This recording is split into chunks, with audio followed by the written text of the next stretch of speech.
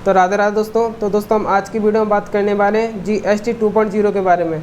जो GST 2.0 है ना, उसने डोनाल्ड ट्रंप के सपने को चकनाचूर करके रख दिया है, क्योंकि डोनाल्ड ट्रंप ने जो भारत पर 50% टैरिफ लगाया था ना, उससे वो चाहते थे कि वर्ल्ड इकॉनमी नीचे गिरे, साथ ही और अन्य कंट्री है ना वो अपना पैसा अमेरिका में इन्वेस्ट करें। लेकिन GST 2.0 ने उसके सपने को पूरी तरीक़ा से चकनाचूर कर दिया है, क्योंकि GST 2.0 में जो वस्तुएं महंगी थी अब वो वस्तुएं सस्ती होने वाली हैं, साथ ही जो वस्तुएं सस्ती थी अब वो और ज़्यादा सस्ती होने वाली हैं। अगर हम ओल्ड GST की बात करें तो ओल्ड GST 4 प्रकार से लगती थी। सबसे पहले 5%, 12%, 18% और 22%। लेकिन GST 2.0 में GST 2 प्रकार से लगने वाली है। सबसे पहले 5% और 18%। जो 28% और 12% GST है वो अब सस्ती होने वाली है, साथ ही वस्तुओं के दाम भी सस्ते होने वाले हैं। अगर हम अन्य क्वेश्चन की बात करें तो क्या GST का हमारी स्टॉक मार्केट पर कोई प्रभाव पड़ने वाला है? तो हाँ, तो गाइस GST का हमारी स्टॉक मार्केट पर बहुत बड़ा प्रभाव पड़ने वाला है, क्योंकि अगर GST नीचे गिरेगी तो स्टॉक का भाव बढ़ने वाला है, जिससे हमारे स्टॉक मार्केट में कुछ कंपनियों के भाव भी बढ़ेंगे। तो गाइस मैं आपको बताऊंगा कि किन किन कंपनियों के भाव बढ़ने वाले हैं, साथ ही किस किस पर GST कम हुई है।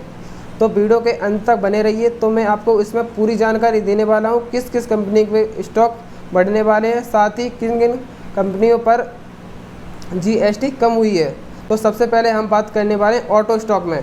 अगर ऑटो स्टॉक की बात करें तो ऑटो स्टॉक पर पहले 28% GST लगती थी, उससे घटाकर 18% कर दिया गया है। साथ ही अगर इनमें कंपनियों की बात करें तो TVS, बजाज और मारुति, इनके भाव बढ़ने वाले हैं, क्योंकि इस पे पहले 28% GST लगती थी, अब इस पे 18% GST लगने वाली है। तो दूसरे सेक्टर में हम बात करने वाले ट्रैक्टर एंड एग्रीकल्चर के बारे में।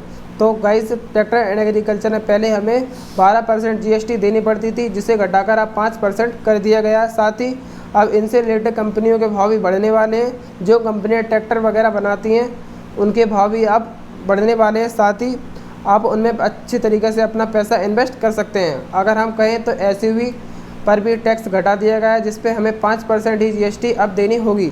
अगर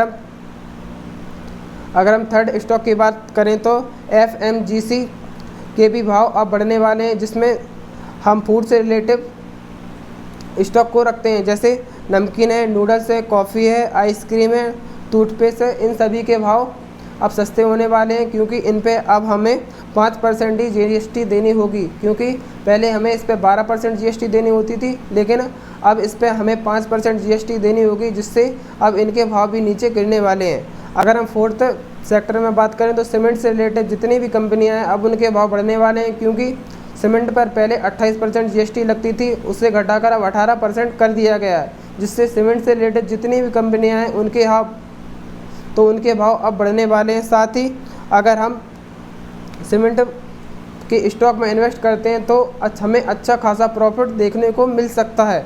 अगर हम पाँचवें सेक्टर की बात करें तो इसमें हेल्थ इंश्योरेंस से संबंधित GST को रखा गया है, क्योंकि पहले हमें हेल्थ इंश्योरेंस में 18% GST देनी होती थी, लेकिन अब इस पे हमें 0% GST देनी होगी। अगर हम इसमें 1 लाख रुपए भी इन्वेस्ट करते हैं, जिसमें हमें रिटर्न के रूप में अगर 1 करोड़ या 1.5 करोड़ रुपए मिलते हैं, तो वो सारा पैसा अब हमारे पास ही रहेगा, हमें टैक्स के रूप में 1 भी रुपये नहीं देना होगा, तथा इस पर बिल्कुल 0% GST हमें देनी होगी। अगर हम GST की डेट की बात करें तो GST हमारे यहाँ पर 1 सितंबर से लागू होने वाली है। साथ ही अगर हम ऑटो स्टॉक की बात करें तो GST 22 सितंबर से लागू होगी। साथ ही GST से रिलेटिव जितनी भी वस्तुएं हैं अब वो सस्ती होने वाली हैं, साथ ही उन पर GST भी कम कर दी गई है।